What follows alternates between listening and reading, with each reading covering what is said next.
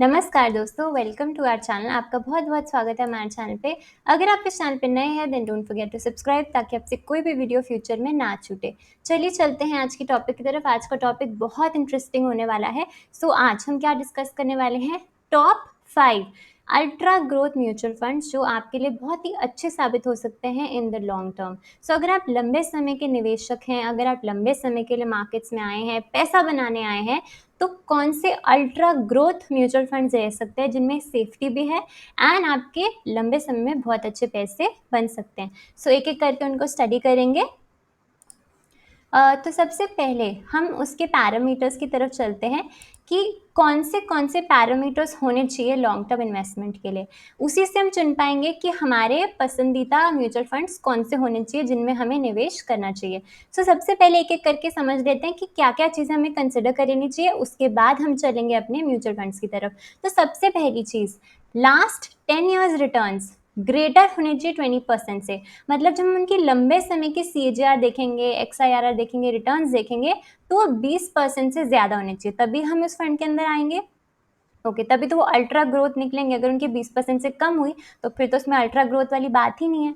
Okay, expense ratio should be less than 0.75%। अब कुछ funds होते हैं जहाँ पे एक्सपेंस रेशो बहुत ज़्यादा होता है। रेगुलर ग्रोथ भी जो म्यूचुअल फंड्स होते हैं वहाँ पे बहुत हाई एक्सपेंस रेशो रहता है, तो आप उनको अवॉइड कीजिए, क्योंकि अगर एक्सपेंस रेशो ज़्यादा होगा तो आपके रिटर्न्स बेशक बहुत अच्छे बनेंगे, मगर उसके वजह से जब आप उसको रिडीम करने जाएंगे इन द फ्यूचर तो आपका पैसा कम हो सकता है।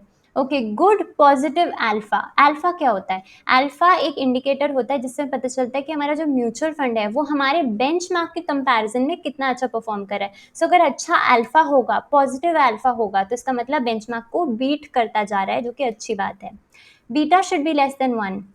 बीटा का मतलब होता है वॉलेटिलिटी। अब जितना अगर 1 से कम होगा इसका मतलब वॉलेटिलिटी कम है। अगर मार्केट बहुत जल्दी जल्दी ऊपर नीचे फ्लक्चुएट करी तो हमारा फंड उतना फ्लक्चुएट नहीं कर रहा है, गिरने के टाइम ज़्यादा नहीं गिर रहा है। बीटा 1 से कम होना अच्छी बात होती है।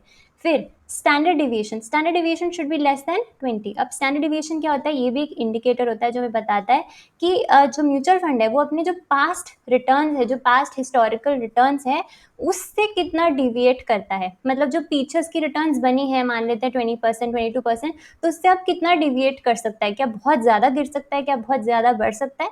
अगर स्टैंडर्ड डिविएशन 20 से लेस है तो ये अच्छी बात है। इसका मतलब जो पास्ट की रिटर्न्स हैं वैसा ही परफॉर्मेंस रहने वाली है उसकी फ्यूचर में भी। And no thematic fund. हम कोई भी थीमेटिक फंड जो है अपने म्यूचुअल फंड पोर्टफोलियो में नहीं डालेंगे। अगर आपको लेना है आप ले सकते हैं, मगर मैं अल्ट्रा ग्रोथ म्यूचुअल फंड्स की बात कर रही हूँ, और अल्ट्रा ग्रोथ में मैं आपको सेफ्टी के साथ ही फंड बताऊंगी। और थीम में बहुत ज़्यादा वॉलेटिलिटी रहती है, रिस्क रहता है, तो वो हम नहीं लेंगे।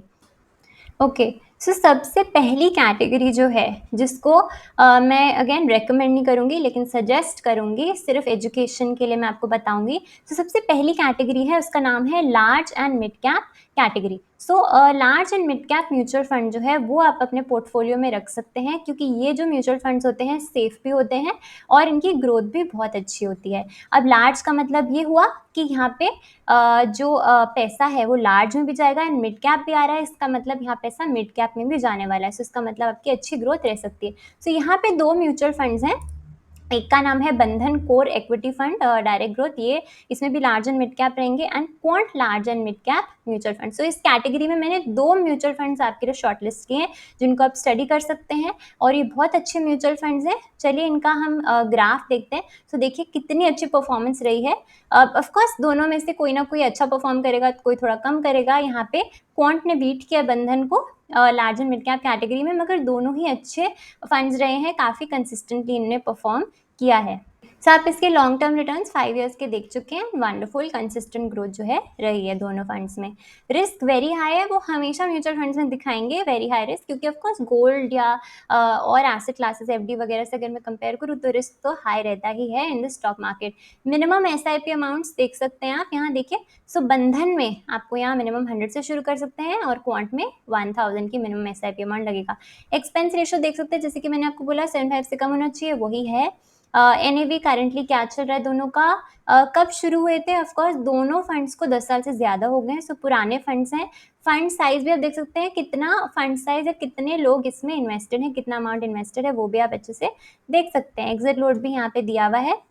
ओके, रिटर्न्स, सब लंबे समय के रिटर्न्स देख सकते हैं। दोनों के जो रिटर्न्स हैं वो अच्छे रहे हैं, 20% से ज़्यादा रहे हैं, तभी मैंने आपके लिए ये दोनों फंड जो है निकाल के रखे थे। ओके, नेक्स्ट कैटेगरी जो है हमारी वो है इंडेक्स फंड्स। सो कौन से इंडेक्स फंड जो है वो हम ले सकते हैं या कंसिडर कर सकते हैं लेने के बारे में अल्ट्रा ग्रोथ अचीव करने के लिए। सो अगर आप निफ्टी लेंगे, निफ्टी 50 लेंगे, वो सब लेंगे तो आपको बहुत ज़्यादा ग्रोथ नहीं मिलेगी, मगर अगर आपको 20% से ज़्यादा ग्रोथ चाहिए तो आपको कोई मोमेंटम वाला इंडेक्स लेना पड़ेगा। सो मैंने आपके लिए यहाँ पे 2 म्यूचुअल फंड्स निकाले हैं जो कि इंडेक्स फंड कैटेगरी में आते हैं। पहले का नाम है Motilal Oswal Nifty 200 momentum 30 index and दूसरे का नाम है Nippon India Nifty 500 momentum 50 index. जो मोतीलाल ओसवाल का इंडेक्स फंड है वो काफ़ी पुराना है, मगर निप्पॉन का जो है वो अभी बहुत न्यू है, तो इसकी आपको कंपैरिजन जो है वो नहीं मिल पाएगा दोनों का चार्ट में, मगर दोनों ही मोमेंटम बेस्ड हैं। सो यहाँ पे बहुत अच्छे रिटर्न्स आपको दिख सकते हैं। ओके, यहाँ पे आप एसआईपी देख सकते हैं कितनी मिनिमम रहेगी मोतीलाल और निप्पॉन में। एक्सपेंस रेशो भी काफ़ी कम है, क्योंकि यहाँ फंड मैनेजर को वैसे तो बहुत अच्छा है, क्योंकि वो 200 या 500 स्टॉक्स में से देखिए ना, निफ्टी 200 या निफ्टी 500 में से जो टॉप 500 200 कंपनीज होंगी, इसमें से जो भी 30 कंपनीज या जो भी मोमेंटम में 50 कंपनीज होंगी उसमें ही आपका पैसा जाएगा। सो हमें तो नहीं पता चल सकता, क्योंकि हम तो रोज स्टॉक मार्केट नहीं देखते, मगर फंड मैनेजर को यहाँ पे काम करना पड़ेगा और कंटिन्यूसली पैसा रोटेट करना पड़ेगा, मोमेंटम कंपनीज ढूंढनी पड़ेगी, इसी हिसाब से आपको अच्छे रिटर्न जो है वो मिलेंगे।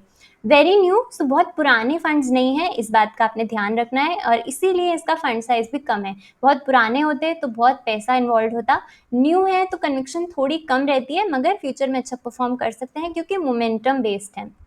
ओके, अगेन रिटर्न्स देखिए 1 ईयर के तो 62% है, क्यों, क्योंकि मोमेंटम में थे, लेकिन लंबे समय में इसकी जो रिटर्न्स हैं आपको नहीं देखने मिलेगी। सो ये आपको इस बात का ध्यान रखना है। ओके, अब before I compare other categories मैं आपको SIP कैलकुलेटर के थ्रू दिखा दूँ। मान लेते हैं कि आपने 10,000 रुपये की SIP शुरू की। अब मैं 5 कैटेगरीज बता रही हूँ, आप इनमें से 1 लें, 2 लें, पाँचों के पाँचों लें, जैसे आपकी इच्छा। अगर आप 10,000 की SIP भी शुरू करते हैं और आपको 20% के CAGR मिल गए, एवरी ईयर ऑन ईयर आपको इतना इंक्रीज मिल गया, और अगर आपने 20 सालों के लिए पैसा लगाया तो देखिए आपके यहाँ पे 3 करोड़ रुपए जो है वो इजीली बन सकते हैं। और अगर आपने इस पैसे को 25 सालों के लिए छोड़ दिया तो आपके पैसे देखिए 8 करोड़ से भी ज़्यादा बन रहे हैं। सो यहाँ पे आपको कंपाउंडिंग का भी बेनिफिट मिल गया, और क्योंकि यहाँ पे रिटर्न्स बहुत अच्छी हैं, अल्ट्रा ग्रोथ है, इसलिए छोटी SIP से भी आपका जो है मोटा पैसा जो है फ्यूचर में बन रहा है यहाँ पे। ओके, सो ये हो गया SIP के थ्रू हमने समझा दिया कि यहाँ पे आप अगर पैसा लगाएंगे तो इन म्यूचुअल फंड्स में आपके अच्छे पैसे जो हैं वो बन सकते हैं। सो थर्ड कैटेगरी की तरफ चलेंगे। अब थर्ड कैटेगरी कौन सी हो सकती है, third type of mutual funds कौन से हो सकते हैं? तो थर्ड कैटेगरी का नाम है मिड कैप म्यूचुअल फंड्स।